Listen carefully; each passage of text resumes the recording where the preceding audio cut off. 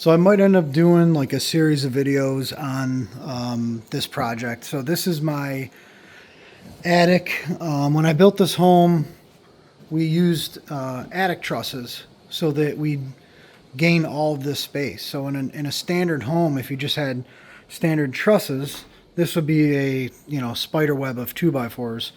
One thing worth mentioning is if you are building your own home or if you're going to have a house built, the difference in cost from these type of trusses compared to the standard trusses is not that much. I mean, relatively speaking, in an entire house build. So, real world example, I spent about, I want to say, $20,000 on the truss package, meaning all of these trusses for this wing of the home, all of them for that wing of the home. It actually continues on this way above the whole garage. So, and we have also custom trusses over here for more, I guess, headroom for one of the garage doors. So, a lot of trusses for sure. But again, $20,000 it cost me for all the trusses you see here. All the girder trusses as well. And the difference in cost to go from fully designed attic trusses with 8 foot of headroom, these are 24 foot wide in this section of the home and 26 feet wide in that. However, you get about 14 feet in the middle here, both areas with 8 feet of headroom and obviously the angled sides. Standard trusses would have been about $17,000. So I paid $3,000 extra to have all of this usable space. It's an absolute no-brainer. Now, yes, you're going to pay extra for the subflooring and the installation to put that down.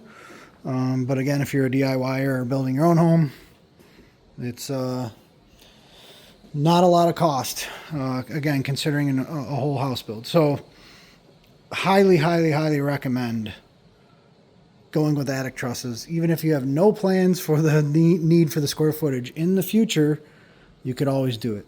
So this little project I got going on here is I am now going to utilize some of the space up here. There's about 1,500 square feet that we have not been using, which is, well, we've been using it for storage and all sorts of stuff. But I'm going to be adding 2 bathrooms, one here that will actually be off of a bedroom in this area. And then that whole area over there will be a big living room and then sort of a half kitchen, basically just a countertop, a refrigerator, sink. Probably not a stove or any cooking appliances, maybe a microwave or something. But the thought of this will be that we will have sort of like not an in-law suite, because ideally you don't want them coming upstairs and whatnot. But it's a guest room. When we have family come, they could stay up here, have their own bathroom, have their own sort of living area.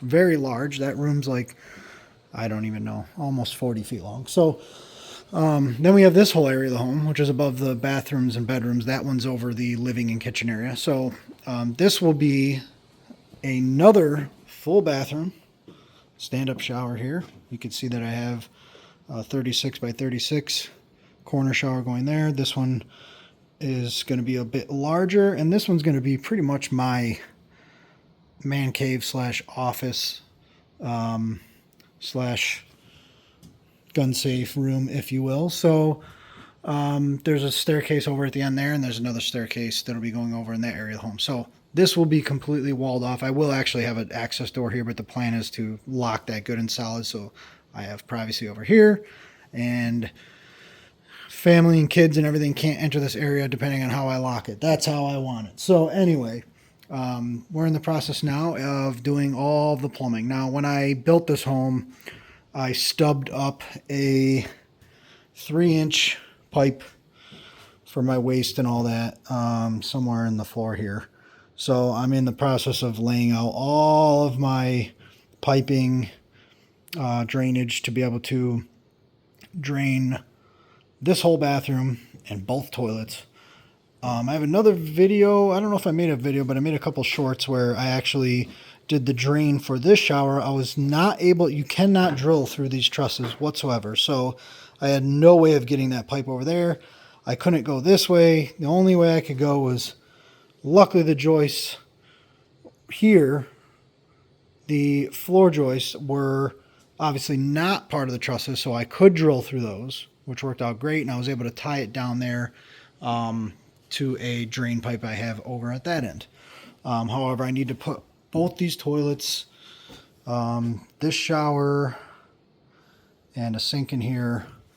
They're going to all end up over here at this 3-inch drain. So I'm in the process of laying out all my piping for, like I said, these toilets. Both will get a vent tied together. Then we're going to bring them into a single pipe with a clean out. Then we're going to bring them over here, dip down under the floor. They're actually, it's going to run along the inside of those trusses. I may actually run it further in the back there. It'll be a longer path. I'm not too worried about drainage issues here. I mean, it's not ideal to send it further than it needs to. However, that's why I'm putting the clean out in case there is any issues in the future. These bathrooms, the toilets up here are not going to get used every day. So I'm not too concerned with, not that it won't function, but you know, ideally you'd like to keep the runs as short as possible, but I'm not going to. I'm going to push it all the way back there so that what I could do is actually, when I frame this bathroom in, I will be able to turn these into closets.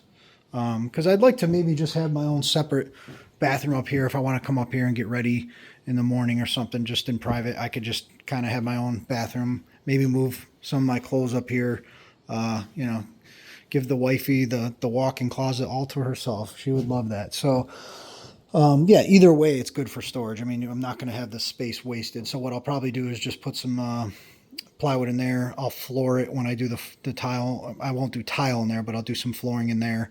And I'll just put some cabinets here so that I could open up and hang clothes in there, storage, whatever.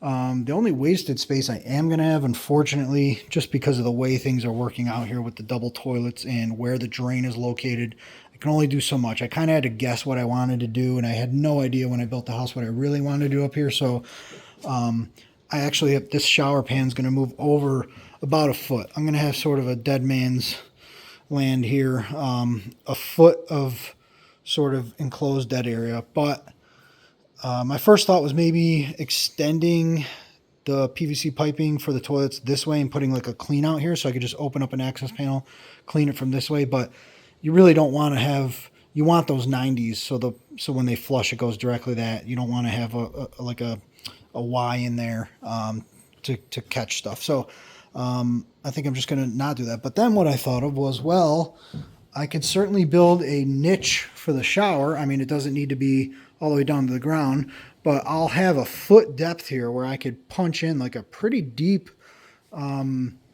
niche for the shower and tile that. So so this is where I'm at. I guess you know, I would expect to see more videos on this. I've kind of just been picking away at this over time, so I don't really put too much thought into making videos on this one. I just kind of come up here, pick away for 10 minutes, an hour, whatever it may be that I have free. So yeah, stay tuned. You know, if you guys have not checked out my other videos, I have a ton of videos on this entire house build, the whole process, everything from purchasing the property to site work to all the planning, all of the foundation, every single aspect of it you'll find videos on. So check that out. Obviously I do boiler designs. Check those videos out too. And if you're interested in one, let me know. The one thing would help out also is, you know, besides subscribing, is become a member of the channel. It's $5.